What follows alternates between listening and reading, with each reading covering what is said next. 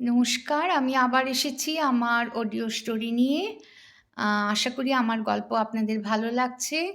আজকে যে গল্পটি পড়ে শোনাবো তার নাম উত্তরণ। মানে জীবনের একটা পরিবর্তন হয়। আমি মধ্যপ্রাচ্যে থাকি। আর আমার এমনিতেও ভারতীয় উত্তর ভারতের অভিজাত যে মুসলিম পরিবারগুলি তাদের প্রতি আমার একটা আগ্রহ। মনে হয় আমার কোনো কানেকশন ছিল পূর্বজন্মের। আমি বাকি সব নিয়ে কোনো আলোচনা করছি না, কোনো ধর্ম আমার কোনো ফ্যাসিনেশন নেই। আমি আমার ধর্ম নিয়েই সন্তুষ্ট। ধর্ম নিয়ে এখানে আলোচনা, বাট তাদের জীবনযাত্রা, তাদের সেটা আমি ভালো খারাপ কিছু বলছি না। কিন্তু আমার একটা ফ্যাসিনেশন আছে। বিশেষ করে যখন কোনো সিনেমা দেখেছি, যেমন পাকিজা, তারপর ওই যে বিখ্যাত যে রেখা যে উমরাও জান, এই ধরনের সিনেমাগুলিতে, বা আছে না মেরি মেরি মেরে মেহবুব, মেরি সনম, মানে পুরোনো দিনের রাজেন্দ্র কুমার আর সাধনার সিনেমা, ওইগুলোতে যে দেখা যায় একটা আভিজাত্য তাদের, একটা ওইটা ওইটা আমাকে খুব, জানি না, আমার হয়তো মনে হয় আমি বোধহয় আগের জন্মে ওই জায়গাতেই ছিলাম। এখন আমি যে গল্পটি লিখেছিলাম কয়েক বছর আগে, সেটা লখনৌর পটভূমিতে। এরকমই একটি অভিজাত পরিবারের অবিবাহিতা কন্যা হিনা, কেন সে অবিবাহিত থেকেছিল। এবং আরেকটি হচ্ছে গোধূলি, যেটা ডাস্ক বলে, সেটা আমার ভীষণ ফ্যাসিনেশন। সেই সেই সময়টা আমার ভীষণ প্রিয়। এমনিতে জাস্ট আমি একটা ভিডিও তুললাম আমার ভ্লগের চ্যানেলের জন্য, এই ডাস্ক নিয়ে আর কি। মানে এটা আমাকে এত আগ্রহী করে, আমি ভোরবেলা উঠতে পারি না। ভোরবেলাটা অপূর্ব সৌন্দর্য থাকলেও আমি সেটা পারি না, কিন্তু গোধূলিটা আমাকে ভীষণ ফ্যাসিনেটেড করে। তো এখানে শুনুন।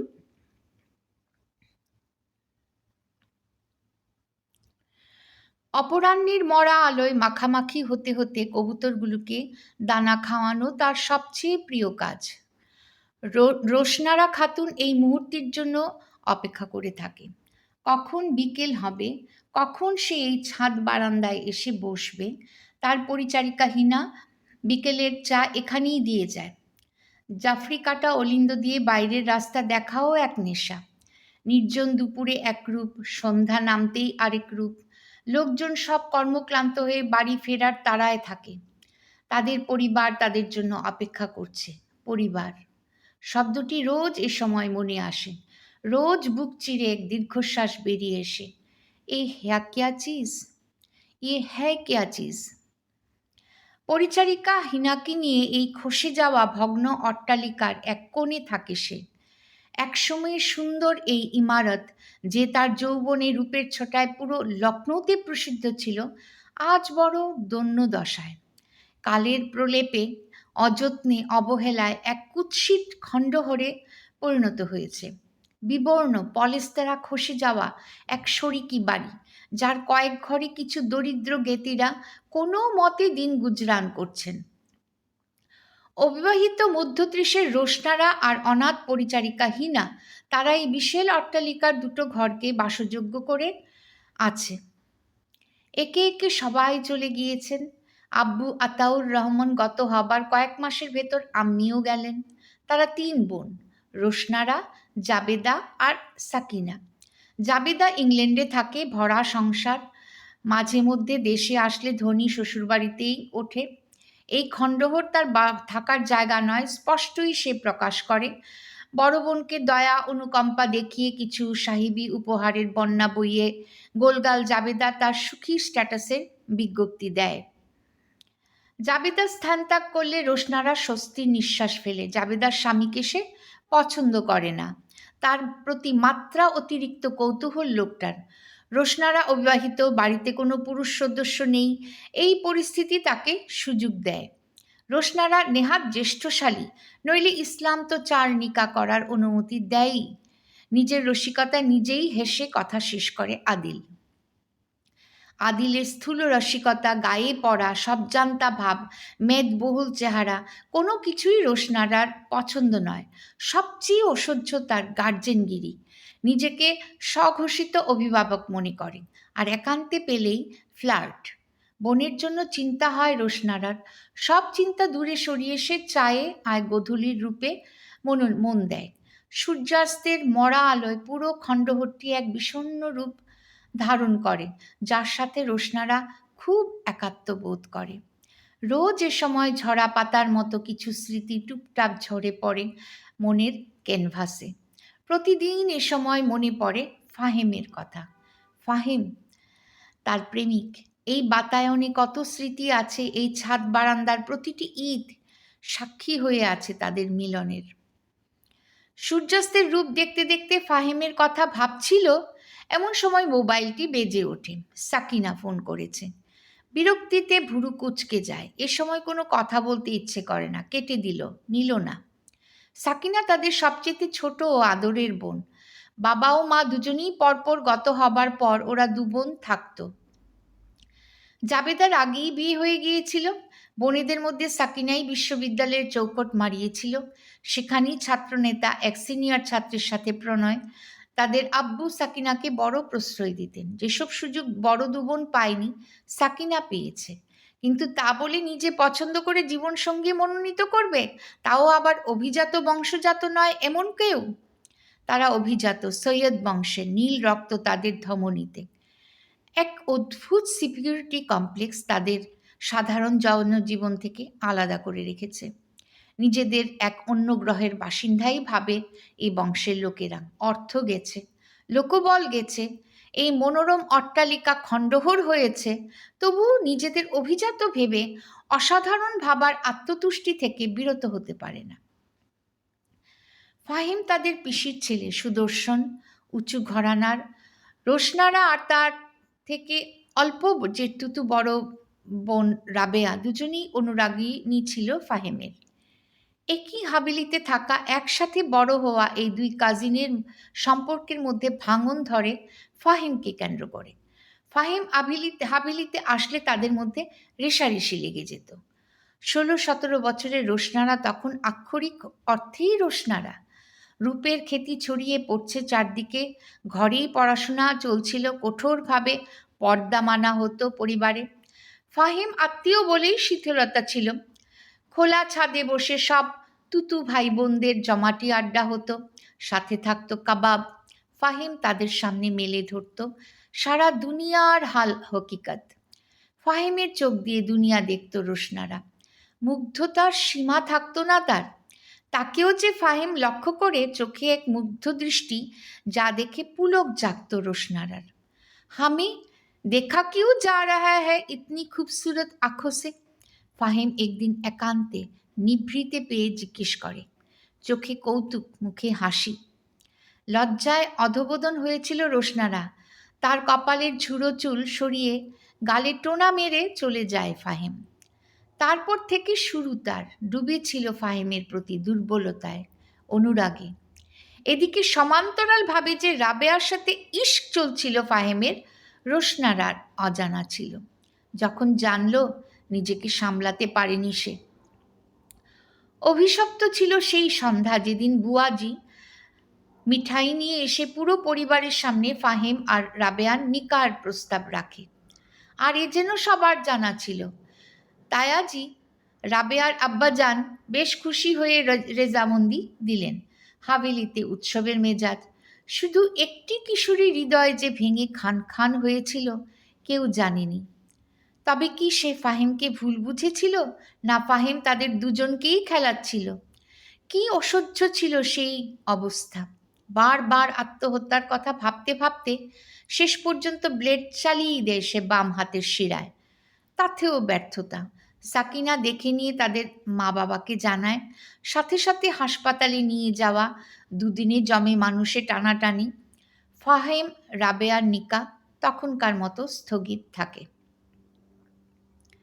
স্মৃতির সরণি থেকে বর্তমানে ফিরে আসতে হয়।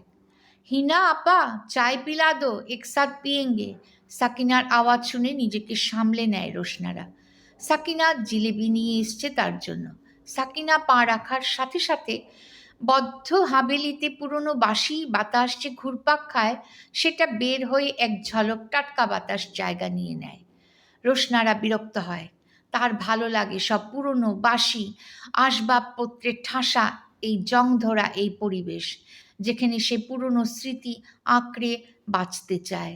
তার এই বোনটি ব্যতিক্রম, পুরনো ট্রেডিশন ভাঙতেই তার আনন্দ। সমাজসেবিকা সাকিনা দুস্থ মুসলিম মহিলাদের জন্য বিশেষভাবে কাজ করেন, যারা তালাকপ্রাপ্ত, কোলে একগাদা বাচ্চা নিয়ে অসহায়, ও শিক্ষা ও কুসংস্কারের অন্ধকার থেকে তাদেরকে আলোর পথে আনার চেষ্টা করছে। কর্মসংস্থান করে দেয়, নানা রকম প্রফেশনাল ট্রেনিং দেওয়ার ব্যবস্থা করে সাকিনা। সাকিনার শোহর নাদিম এক ছাত্র নেতা ছিল, এখন এক পত্রিকার সম্পাদক। তার বিশেষ কলাম নিয়মিতভাবে প্রকাশ হয়ে থাকে। কেসি হো আপা, জিলিবি খেতে খেতে বলে সাকিনা।